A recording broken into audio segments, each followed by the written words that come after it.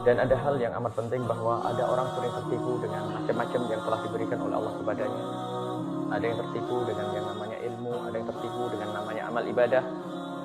Maka kita akan hadirkan sebuah buku keselamatan yang ditulis oleh Imam Al-Ghazali rahimahullah ta'ala, yaitu kitab Al-Kashfu wa Tabyin fi Qurunin Nasi Ajma'in.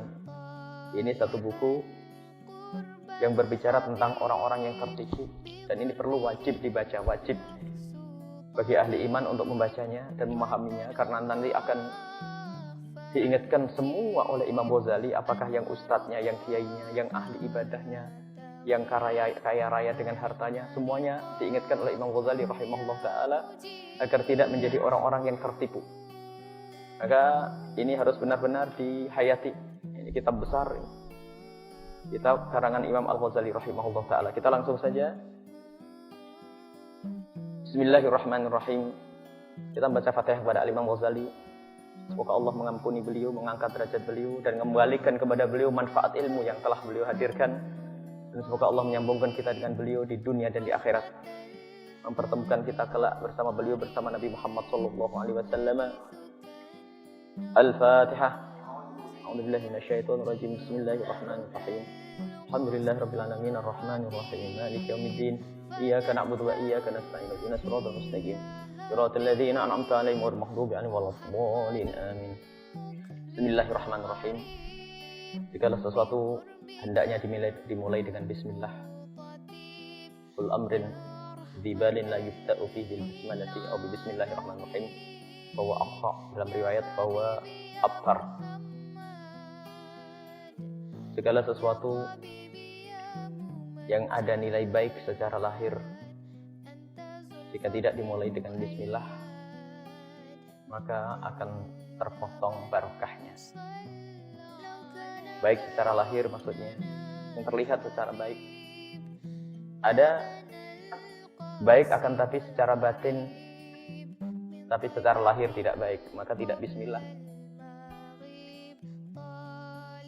Misalnya kotoran, orang melakukan mohon maaf, buang angin kan baik ya, secara batin. Kalau orang tidak buang angin sakit, akan tapi tidak disunahkan baca secara lahirnya adalah tidak baik. Maka baik secara lahir, misalnya mengambil sesuatu, mengambil buku, mengambil ini. Intinya segala sesuatu, apalagi baca kitab seperti ini, mengarang kitab, segala sesuatu yang secara lahir dianggap sesuatu yang baik, maka disunnahkan untuk membaca bismillahirrahmanirrahim. Kemudian setelah itu alhamdulillah, dan alhamdulillah juga ada riwayat dari Nabi sallallahu alaihi wasallam, qul amdan dibalim la yubda'u fi bil hamdalati fa huwa abta fa aqta. Ada riwayat lain bahwasanya segala sesuatu kalau tidak dimulai dengan bismillahirrahmanirrahim, maka akan terpotong juga barokahnya. Dan inilah dilakukan oleh para ulama dari masa ke masa untuk mengamalkan sunnah Nabi sallallahu alaihi wasallam berbismillah dan berhamdulillah, selalu digabungkan dalam karangan-karangan beliau. Alhamdulillah, segala puji lillahi bagi Allah. Harus kita sadari bahwa di saat kita mengucapkan alhamdulillah, itu harus ada kesadaran di dalam diri kita bahwasanya segala yang selama ini kita anggap, yang selama ini yang kita rasakan dari nikmat Allah, bermacam-macam nikmat Allah yang kita rasakan, yang diberikan oleh Allah kepada kita, maka kembali kepada Allah. Maka yang layak disanjung hanyalah Allah subhanahu wa ta'ala. Kalau sanjungan diberikan kepada manusia, itu pun sebetulnya kalau orang faham dan sadar akan kembali kepada Allah subhanahu wa ta'ala. Mungkin kita menemukan seorang yang alim, akan tapi siapa yang memberikan ilmu? Allah. Bagaimana orang itu menjadi alim? Karena Allah izinkan untuk ia mengerti ilmu-ilmu Allah. Maka semua kebaikan akan kembali kepada Allah subhanahu wa ta'ala. Maka alhamdulillah, segala puji itu lillahi bagi Allah wahdah. Hanya Allah saja yang layak dipuji dan disanjung. Kalau sanjungan kepada selain Allah adalah nisbi, bukan sesungguhnya. Kita melihat indahnya gunung, maka orang yang menyanjung gunung yang indah, atau pagi yang ceria, atau indahnya pantai atau segala macam keindahan atau bunga yang mekar dan seterusnya, orang bisa menyanjung itu semuanya, akan tetapi sanjungan itu tidak ada maknanya kalau tidak dibarengi dengan rasa bahwasanya, kesadaran bahwasanya itu dari Allah Subhanahu wa taala. Maka pandangan ahli Allah itu adalah tidak memandang sesuatu kecuali yang dilihat adalah Allah Subhanahu wa taala. Matahari terbit, Allah yang menerbitkannya untuk menghangatkan bumi ini. Angin pagi sejuk, sepoi-poi. Seri apa aja. Kicau burung di pagi hari indah, Allah membuat semacam itu. Jadi kita perlu selalu di saat melihat sesuatu itu kita kembalikan kepada Allah Subhanahu wa taala. Sungguh alhamdulillahi wahdah. Wassalatu wassalamu ala khairi khalqihi. Dan juga himbauan untuk selalu kita baca salawat kepada Nabi sallallahu alaihi wasallam. Salawat serta salam semoga terlimpahkan kepada ala khairi khalqihi, sebaik-baik makhluk. Tidak ada makhluk lebih baik dari Nabi sallallahu alaihi wasallam. Manusia paling bagus. Makhluk Allah yang paling bagus. Malaikat pun kalah dengan Nabi sallallahu alaihi wasallam.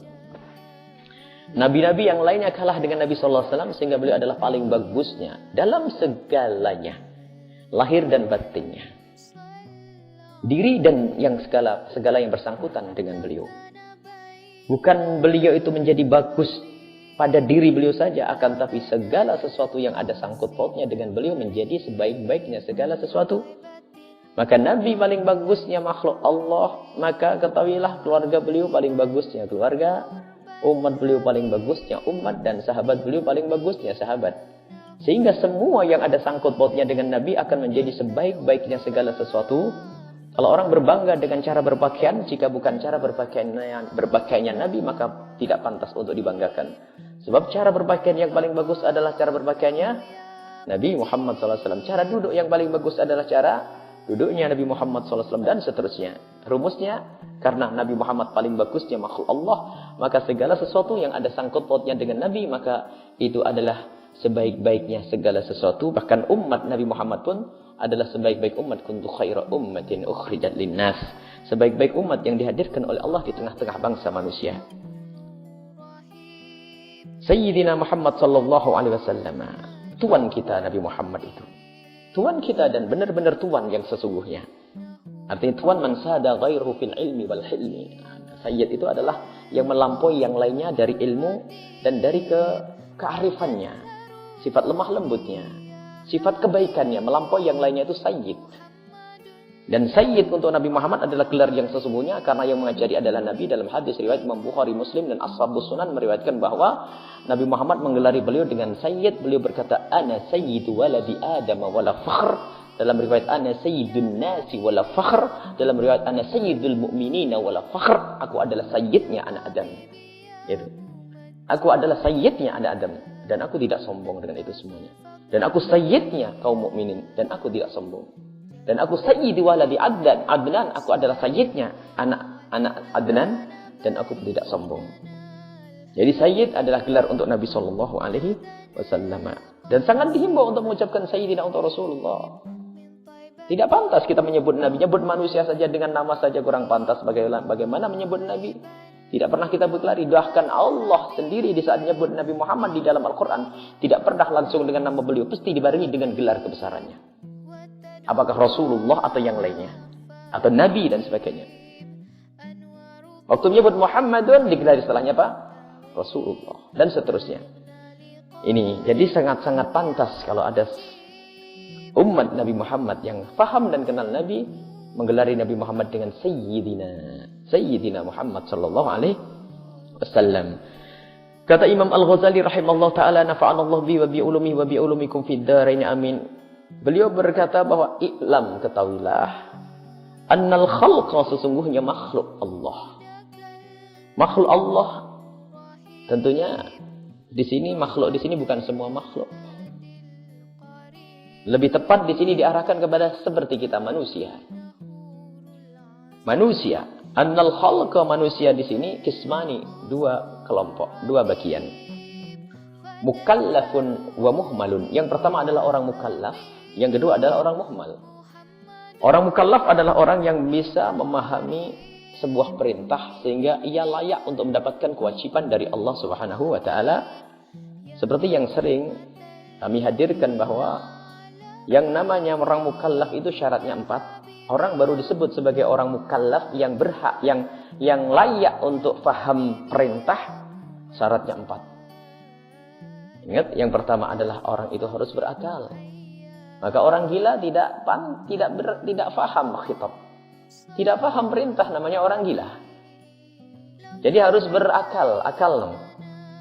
Maka orang gila tidak berdosa dan tidak punya dosa, orang gila. Orang gila tidak punya dosa. Dan dia kalau mati masuk surga. Allah, dunia saja hingga 80 tahun di dunia gila, dari lahir gila. Ternyata tempatnya adalah di surga karena dia tidak punya dosa. Seperti anak kecil yang meninggal dunia. Dalam madhab kita ahli sunnati wal jamaati, anak kecil biarpun anaknya orang kafir, maka ketahuilah karena dia tidak punya dosa, maka ia pun akan masuk surga Allah Subhanahu wa ta'ala. Mukallafun, orang mukallaf syarat yang pertama adalah berakal. Yang tidak berakal tidak bisa memahami perintah. Maka tidak ada kewajiban bagi orang yang tidak berakal. Syarat yang kedua adalah orang tersebut harus balik. Yang belum balik maka tidak punya kewajiban apapun. Maka anak-anak kecil yang belum balik, dia tidak punya kewajiban sholat dan sebagainya. Akan tapi bagi orang tua wajib mengajarinya untuk melaksanakan kewajiban-kewajiban.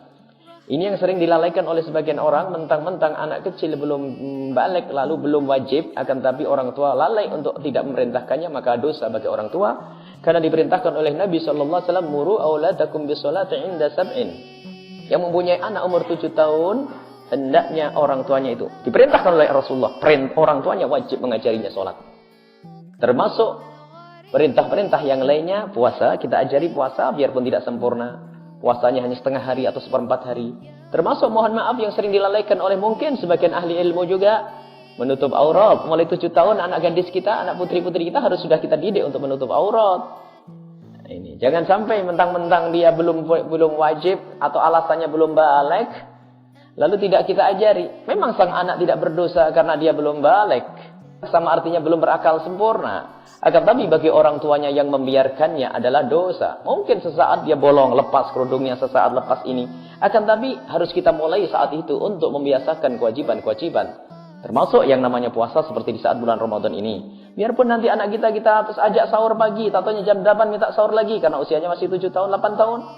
Nanti sahur lagi. Akan tapi kita didik harus. Ini yang sering dilupakan oleh sebagian ahli iman. Mukallaf yang kedua, itu syarat yang kedua adalah orang balik. Yang ketiga adalah salamatul hawas, selamatnya indra. Dan indra di sini adalah khusus mata atau telinga. Mohon maaf, atau jangan pakai dan. Mata atau telinga. Artinya mata atau telinga, asalkan orang itu matanya bisa melihat saja atau tidak melihat tapi bisa mendengar saja, maka ketahuilah dia bisa faham khitab, bisa faham perintah, faham larangan dan perintah. Makanya orang tuli tapi bisa melihat, maka dia bisa dilarang dan bisa diperintahkannya. Maka bisa masuk menjadi orang yang mukallaf dan bisa mendapatkan kewajiban. Tapi kalau orang terlahir dalam keadaan buta dan tuli, maka ketahuilah orang tersebut tidak mendapatkan beban kewajiban apapun. Kenapa? Buta dan tuli. Tidak bisa faham dengan matanya, tidak bisa faham dengan telinganya. Maka orang tersebut tidak mendapatkan beban kewajiban apapun. Syarat yang keempat adalah bulughud da'wati, sampai kepadanya pesan-pesan agama. Jika ada orang hidup di tengah hutan belantara yang tidak pernah punya komunikasi dengan orang di luar, biarpun dia adalah nyembah berhala dan nyembah rembulan, nyembah matahari, maka dia adalah ahli surga selagi dia memang benar-benar belum kenal yang namanya Islam. Tapi kalau sudah mendengar Islam, artinya dakwah Islam sudah nyampe kepada mereka, maka ketahuilah dia sudah punya beban kewajiban. Jadi ketahuilah, ini sebetulnya semuanya itu satu makna. Kalau orang dakwah tidak nyampe kepadanya, itu artinya seperti orang tuli dan buta. Seperti anak kecil dan orang gila. Gitu. Sebetulnya satu makna itu semua. Akal intinya. Jadi kalau orang tidak sampai kepadanya dakwah hidup di hutan belantara yang tidak pernah berkomunikasi dengan ahli Islam satupun, maka itu adalah tidak akan diseksa oleh Allah Subhanahu wa taala. Wa ma kunna mu'adzibina hatta nab'atha rasula. Kami tidak akan menyiksa siapapun sampai datang utusan atau wakilnya utusan. Allah Maha Kasih, enggak akan menyiksa hambanya yang tidak tahu pesan. Dia akan berhujah di hadapan Allah, ya Allah, aku tidak ngerti bagaimana kau siksa. Akan tapi yang sudah mendengar Islam dan sebagainya, maka wajib mengambil Islam. Sehingga di dalam akidah kita ahli sunnati wal jamaati ada masa fatrah. Masa terputusnya wahyu antara Nabi Isa dengan Sayyidina Rasulullah. Di masa itu adalah hamba-hamba Allah yang hidup pada saat itu. Karena tidak ada wahyu lagi dan tidak ada syariat, maka mereka adalah ahli surga. Semuanya menurut akidah kita ahli sunnati wal jamaati. Karena itu termasuk seperti orang yang belum sampai kepadanya dakwah. Baik jika orang sudah berakal, kemudian berakal tidak gila, balik, selamat indera mata atau indera telinganya, kemudian dia setelah sampai kepada dakwah, maka mau tidak mau dia wajib mengambil yang kelima, yaitu Islam. Harus, kalau tidak Islam dia akan diabadikan di dalam neraka jahanam. Baik, ini mukallaf. Orang mukallaf adalah orang yang berhak, yang mendapatkan beban kewajiban dengan syarat-syaratnya tadi. Orang yang tidak mendapatkan beban kewajiban. Muhmal itu adalah orang yang salah satu dari 4 tadi, atau orang yang tidak terpenuhi 4 tadi. Mungkin dia anak kecil, mungkin dia adalah gila, atau tidak sampai kepadanya dakwah, atau dia adalah orang yang belum balik. Maka itu adalah muhmal. Muhmal artinya tidak mendapatkan beban kewajiban. Selagi tidak mendapatkan kewajiban, ya sudah, tidak mendapatkan beban kewajiban. Fal mukallaf, lah orang yang mukallaf yang memenuhi syarat 4 tadi, itu imma mu'minun wa imma kafir. Ada orang yang beriman, ada orang yang kafir. Jadi orang kafir mukallaf. Aslinya orang kafir itu di dalam akidah kita, aslinya wajib sholat. Masalakukum fis saqar? Dijawab, lam nakum minal musallin. Jadi di akhirat nanti ditanya, apa yang menjadikan kau masuk neraka? Dijawab, aku tidak sholat. Padahal orang kafir. Artinya beban sholat itu artinya wajib. Cuman karena dia belum masuk Islam, maka kita tidak boleh memaksa mereka untuk sholat. Sebab dia telah menghilang, belum masuk Islam. Tetapi ingat, aslinya, nah ini pertanyaan dalam usul fikih. Apakah mereka itu mukhatab bi furu'is syariati? Apakah orang-orang kafir itu pun diminta untuk menjalankan syariat? Aslinya itu. Cuman karena kuncinya Islam tidak diambil, maka bawahnya pun tidak wajib secara undang-undang agama kita. Artinya kita tidak boleh memaksa dia sholat karena dia tidak beriman dengan Allah. Dia telah melakukan satu yang paling gede, yaitu kekufuran.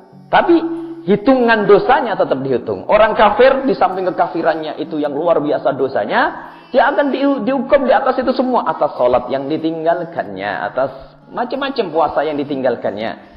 Ini sebab menurut akidah kita ahli sunnati wal jamaati, mereka itu juga mukhatab bi furu'is syariati. Mereka pun juga ditanya di akhirat nanti tentang furu' syariat. Baik. Jadi orang mukmin dan orang kafir. Jadi orang kafir juga disebut sebagai mukallaf.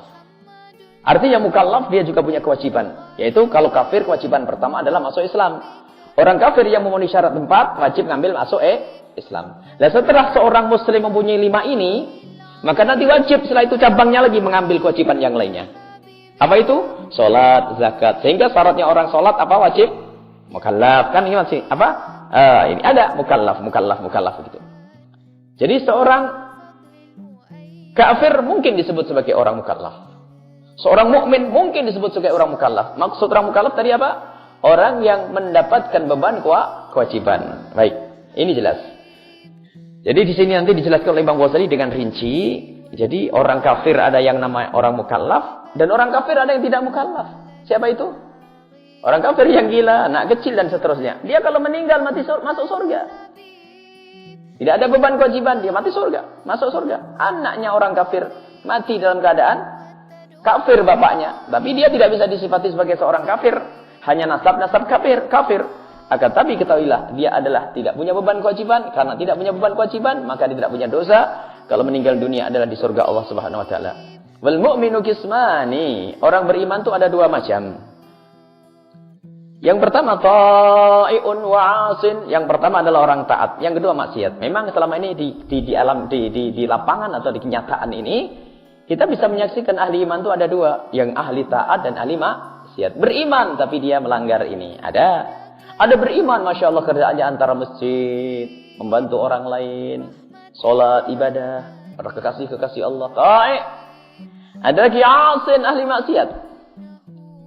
Ini loh Imam Ghazali cerdasnya beliau itu. Nanti ta'i sendiri dicermati oleh Imam Ghazali. Yang taat sendiri ada yang bersalah nanti. Tertipu dengan ketaatannya. Kalau ada orang maksiat terjerumus dengan kemaksiatannya, ada orang taat nanti terjerumus dengan ketaatannya. Nanti dirinci. agar selamat semuanya. Ta'i' wa 'asin, orang ta'i'un wa 'asin.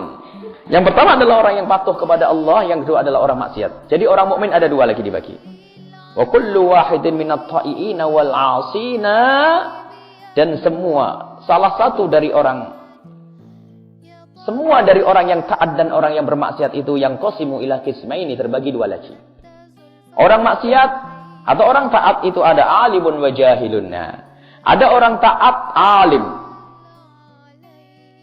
bisa selamat karena dengan ilmunya. Ibadahnya selamat dengan ilmunya. Tapi nanti dibahas lagi orang alim itu bisa dengan ilmunya tidak selamat karena tertipu dengan ilmunya, ada lagi. Nanti dicabang lagi itu. Jadi orang taat tapi jahil bisa saja terjerumus sehingga mengarang-arang ibadah dan sebagainya, muncul bid'ah ibadah oleh orang-orang jahil. Yang dikatakan oleh Imam Ghazali rahimahullah taala. Jadi orang yang ahli taat dan ahli maksiat dua.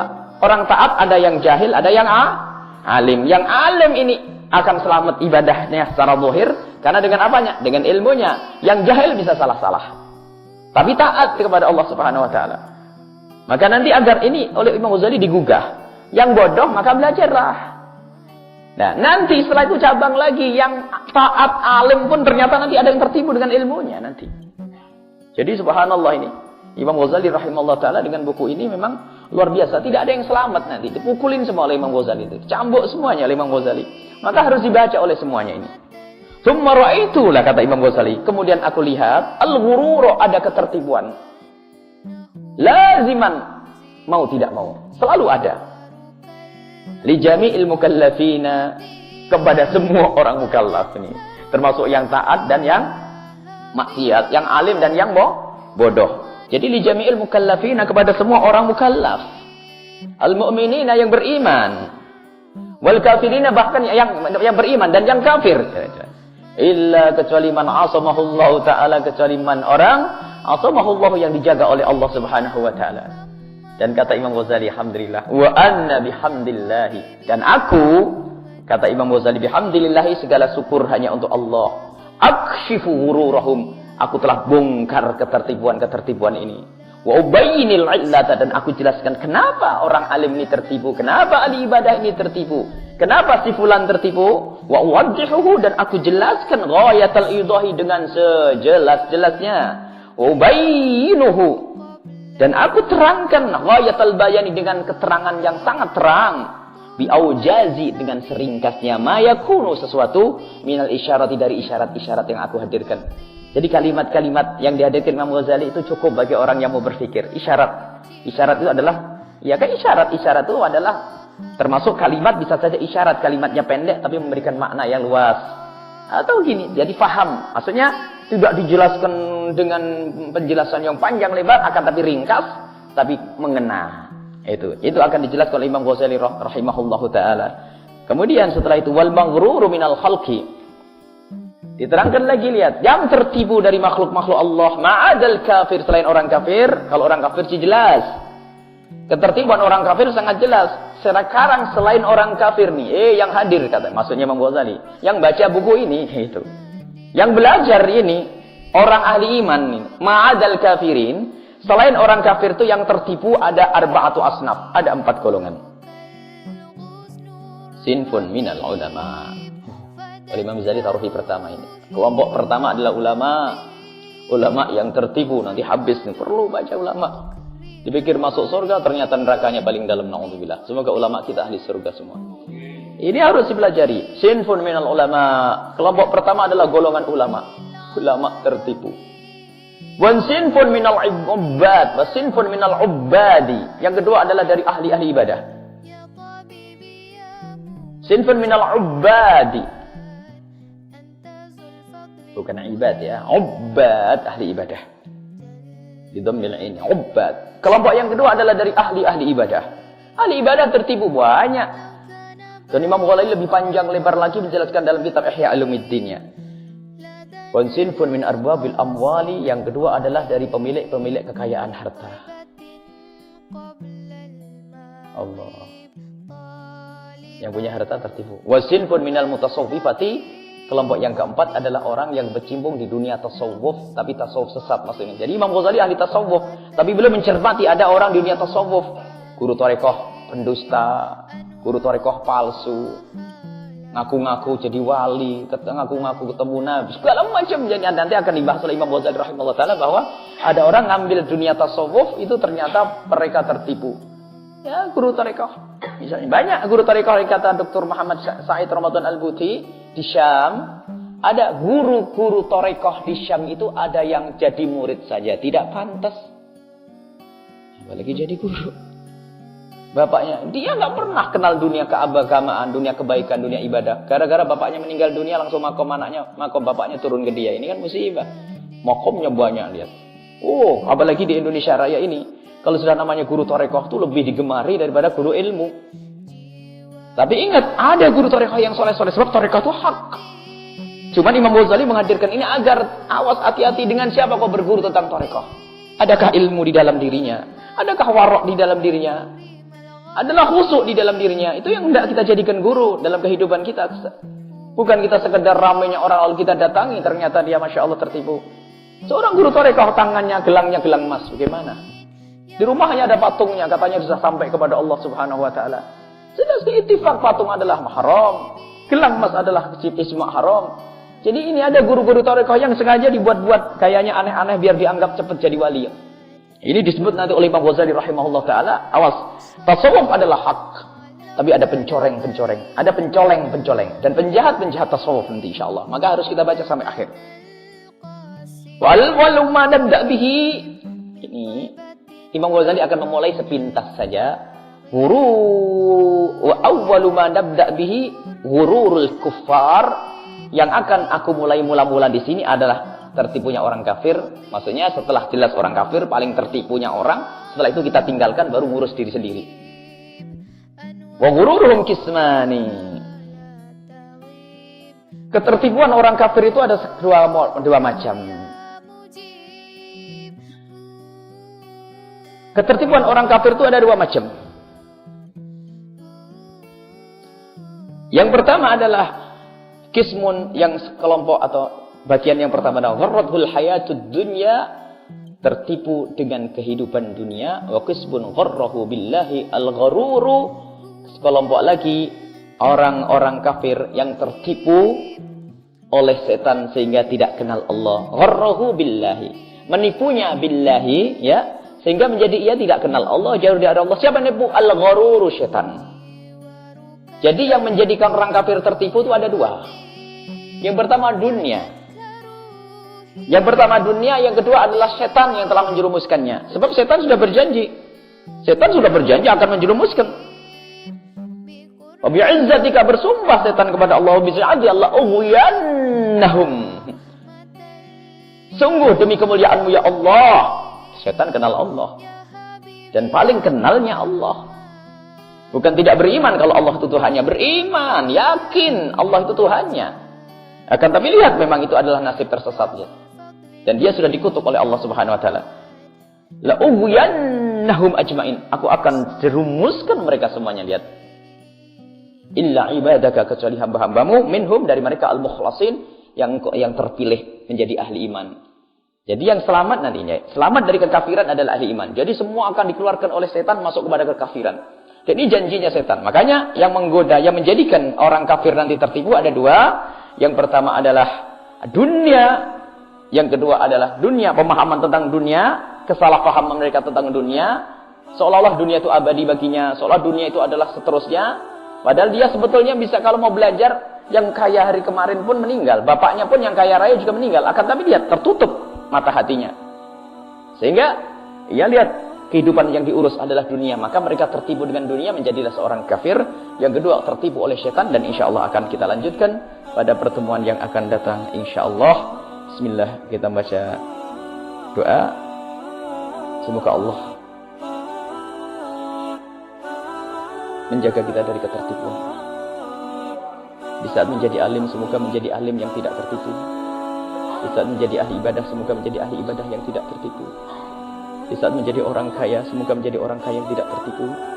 Di saat punya jabatan, semoga tidak menjadi orang yang punya jabatan, semoga tidak menjadi orang yang punya jabatan yang tertipu. Dan semoga Allah membimbing kita semua, memberikan hidayah kepada kita semua, menyelamatkan kita di dunia dan di akhirat. Anak keturunan kita dijaga oleh Allah, orang yang bersama kita dijaga oleh Allah Subhanahu wa taala. Sehingga kita terus tetap sembung dengan guru, dengan ulama sampai Rasulullah sallallahu alaihi wasallam. Dan semoga kita kelak dikumpulkan oleh Allah bersama Nabi Muhammad sallallahu alaihi wasallam di surga. Al-Fatihah.